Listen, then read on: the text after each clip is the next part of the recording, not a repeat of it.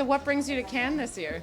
Well, this seems to be where the conversation is happening around sport, society, culture, and women in sport, which is where I obviously focus. So we have obviously seen over the past couple years the enormous rise of women's sports. How are you seeing the opportunities increase to kind of meet the demand? Yeah, I mean, it's been an insane 2-3 year period. I come to this job at Parity having spent 13-14 years in tech marketing, and I was a 3-time CMO. And I can count on one hand the number of times I was approached about women's sports specifically. Wow. Now it's a very different situation, which is very exciting, I think, for brands that are looking to make a splash, invest with, engage different consumer bases, and just up level their brands. So we're seeing so much opportunity, and I think what's exciting is, yes, everyone in the US loves to talk about basketball and soccer, but when you look globally, and even when you look across the United States, there are so many new leagues, there are new teams, there are new opportunities, and certainly new athletes rising to the fore that brands can really be looking to for partnerships. And Parity just published some research that shows that these emerging leagues are really building real fandom. Can you, from your perspective, can you talk a little bit about what you think it is that these leagues are offering that is kind of leading to this success? For sure. Well, first of all, to me, I mean, it's sort of, I reflect on my childhood growing up in the UK, and I saw women on TV playing sport really 2 occasions, Wimbledon and the Olympics. And that was it. Flash forward, and now we're starting to see more and more sports visible on TV, and I think that visibility of sport is really feeding the cycle, because once you can see women's sports, you can really get into it. So I think the first thing is some of these new leagues are doing a great job of coming out of the gates with rights deals already sewn up, with the opportunity for fans to tune in wherever they are. The second thing is, and we saw this across the different types of league we surveyed. So we asked about who was following the Professional Volleyball Federation or League One Volleyball, for example.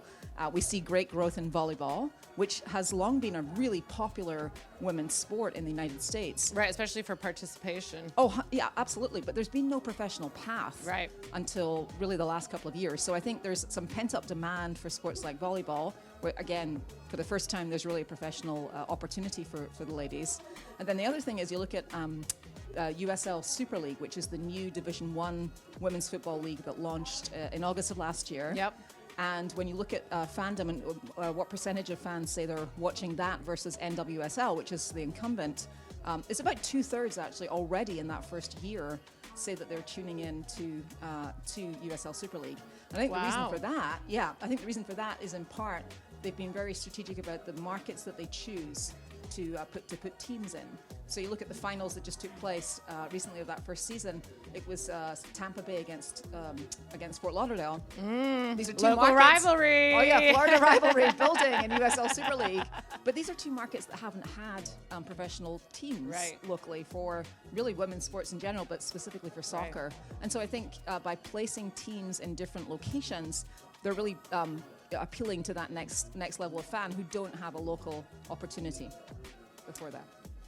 Yeah. So what are the other things that came out of that research? Oh gosh. Well, we love our data. So how long have you got? Well, one of the things that we saw that really kind of stood out to us was that it looks like fans, obviously they're interested in lots of different kind of avenues, but that really getting close to the athlete and the partnerships between brands and athletes seemed incredibly appealing to them.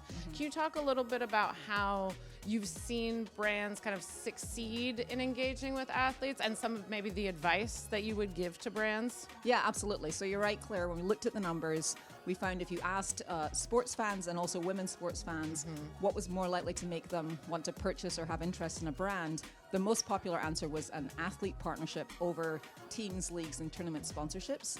And I think that's because when you partner with a woman athlete, that's when you unlock storytelling. And, at Parity, our recommendation to brands typically is, yes, you want to find the right asset for you. So by all means, go and, sponsor a team, sponsor a league, sponsor a tournament, make sure you have that opportunity. But you need to combine that with working with the individual athletes, because that really gives you the opportunity to amplify, to engage, to tell stories in memorable ways. And that was very clearly in the data what the fans are looking for. Right. And when it comes to the athletes on your roster, What are some of the themes that you're seeing in terms of what those athletes are looking for from their brand partners? And are you seeing that change at all as the landscape changes?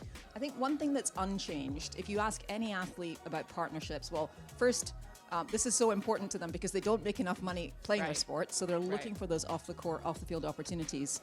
But secondly, it really matters to them to find partners that feel authentic to them. So when athletes on board with Parity, we ask them several dozen questions to start to get to know them holistically. Who are they as people? But also, are they moms? Are they gamers? Are they gluten-free?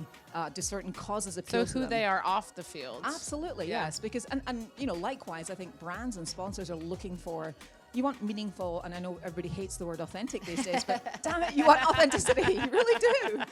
I hate to break it to you. So authenticity? That's the word, yeah. So I think that is really critical. But the good news is, we work with 1,100 athletes across 85 sports. So name a sport, every Paralympic sport, Olympic sport, basketball, track and field, soccer, et cetera, et cetera.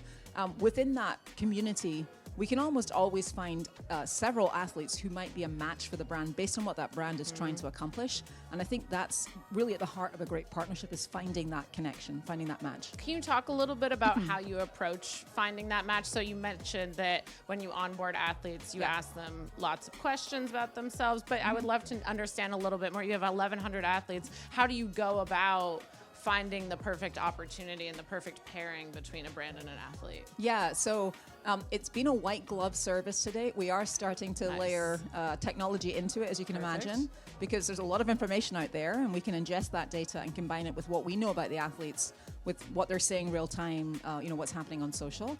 So I think there's plenty of data that we can pull into that conversation.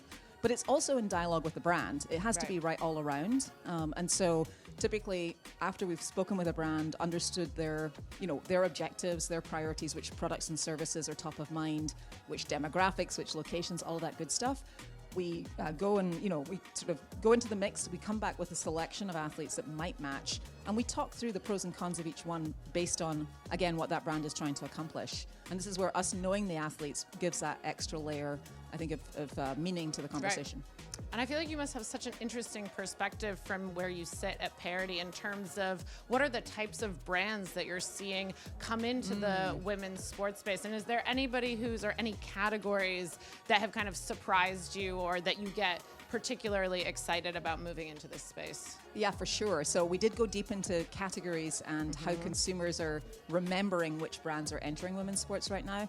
And the top 3 categories of brand that are popping when you ask sports fans about women's sports are apparel, food and beverage, and health and beauty. And I think that beauty one is perhaps the most exciting to me, because go back 2 or 3 years, I don't think this was happening.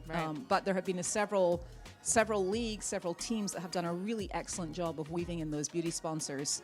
I highlight Unrivaled, for example, the 3-on-3 league that had its first very successful season this year. And you look at Sephora and the work they did in the tunnel. You look at Elf Beauty and some of the things they're doing. I love their off-the-wall campaigns with Catherine Legg and IndyCar, and they had the lip oil change in Indy, and they're sponsoring high school wrestling for girls, and it's just they're really taking a broad perspective on these opportunities. And again, think about that rich storytelling that you can do when you move into sports that maybe aren't the usual sports. So it's just very exciting to see beauty in particular, I think, really leaning in. But what we learned in the research is consumers want to see more from categories like travel. Interesting. Yeah, and the men, I thought it was interesting. When you ask men who watch women's sports, it's all about their stomachs. So they have the most recall of restaurant brands and food and beverage brands in terms of their involvement in women's sports. So, it was just interesting that different categories were popping for men versus women. Yeah, so interesting. Yeah, but I think that, the bottom line is there's so much opportunity across the board for brands in women's sports. You just have to, figure out the right entry point. All right, one last question for you. What advice would you give to a brand that is looking to move into women's sports?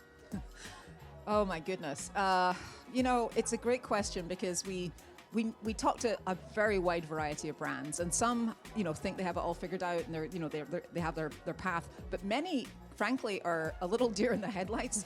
They know they want to move into women's sports. They see the opportunity, they're not quite sure which direction to go in, and there are many different ways that you can go. So, I mean, my advice would be just to get smart on the space, turn to, whether it's Parity or anyone else, find resources that can help you just understand the breadth of opportunity. You can certainly rush to the usual suspects. In the US, that would be the WNBA and the NWSL. There's lots of great opportunity there. But my message would be there's a whole world of sports beyond that, and not to necessarily be too wedded to just the obvious choices, because some of the best stories will emerge from the most surprising places.